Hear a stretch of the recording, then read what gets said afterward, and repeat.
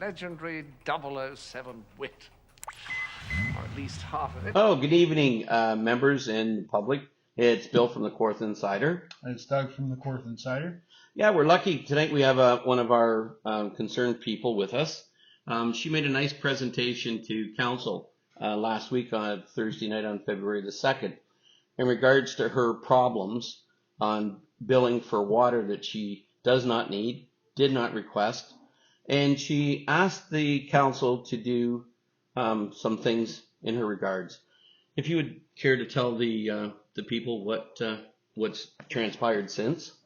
Well, since that, nobody contacted me, nobody talked to me, nothing was happening. So today I called my counselor and I sent him an email, and to my surprise, he replied that he's going to talk to me on Wednesday. And this is about water billing. I am being billed for water every 3 months, $50. I don't need the water. I don't want the water, yet I'm being billed. Up to this point, I paid $1,050 and some change. So I am hoping that this is going to get resolved, because this is illegal, this is fraud.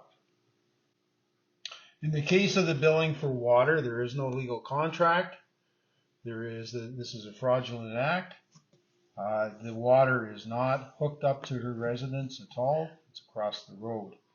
It would cost some $50,000 in infrastructure to put the services into this woman's house. So here we are, a situation where they charge $50 every quarter for a service that's not rendered. Imaginary billing. I got the money, and this isn't for the municipality. This is wrong. The other thing that I find quite exorbitant is, the thousands and thousands and thousands of dollars that they are offloading on the homeowner to connect to a service that they're already paying for. I don't quite get that adding up. And that's the problem. Under the Municipal Act, they don't have the authority to do that to begin with. That's the sad part.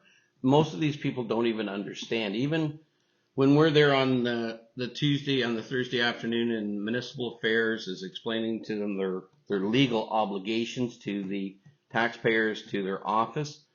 And then you have the Integrity Commissioner turn around and do the same thing, only more detailed.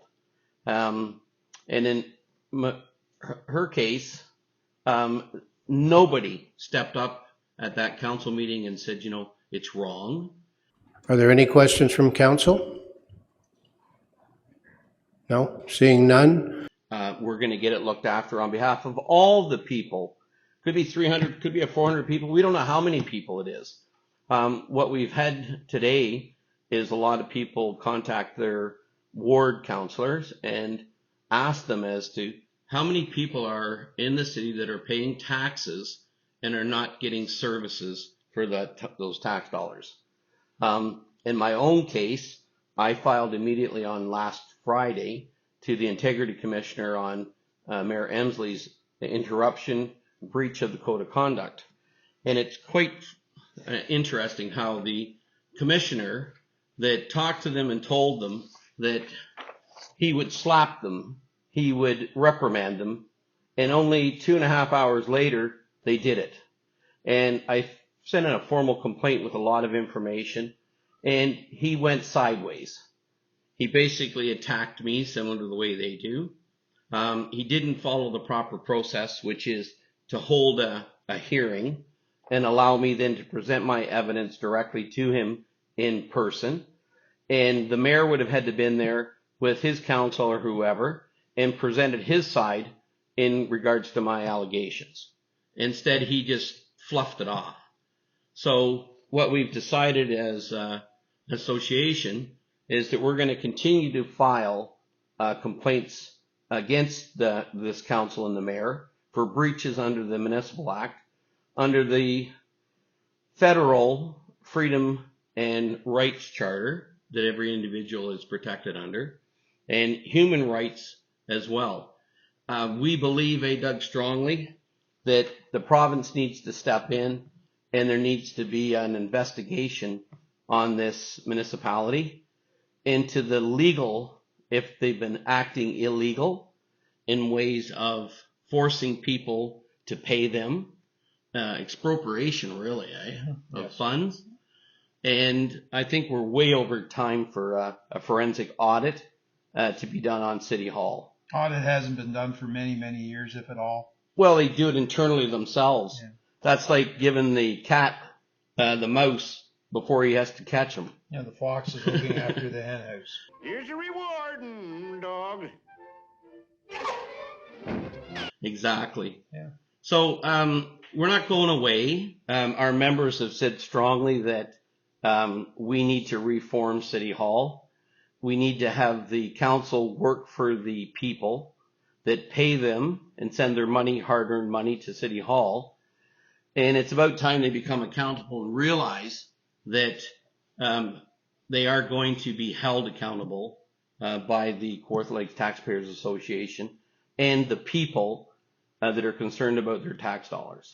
Have you ever noticed that in the municipality you have all different bylaws within the municipality of the city of Kawartha Lakes? This is an interesting situation in the future that we're going to be coming with information. How come?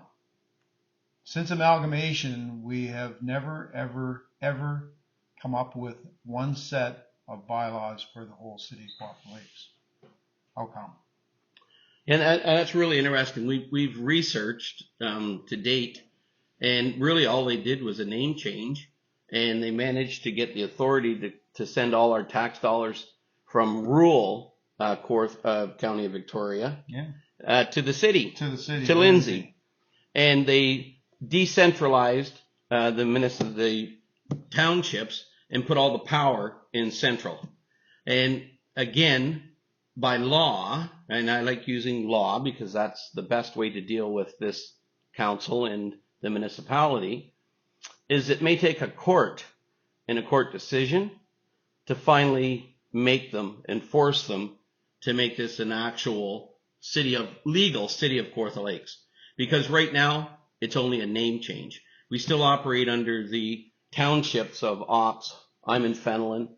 And all Mariposa, all the townships are still there. All the bylaws are still the same existing bylaws which in the municipality. If you've gone to a single tier government, then the first thing you have to do is establish a rule of all bylaws across the whole city so that no matter where you buy your property, you're treated exactly the same in that ward as in another ward. They failed to do this. Yeah, they sure did. And yet they continue to inflict pain on individuals within the city and really extort money out of them in fear that they're going to foreclose, threaten, and sell their property. You notice on your tax bill, you are paying to the municipality that you were originally paid to. Yeah, the township. The township. Yeah, I'm still the township of Fenelon. Doug's the township of Ops. I'm Ops. Yeah, Ops. yeah, we're all still operating like 23 years ago under the County of Victoria. With all different bylaws. Yeah. So for Bill And for Doug, And for Mirka, this is Kawartha Insider. this is Sports Insider. Thank you. Thank you. thank you.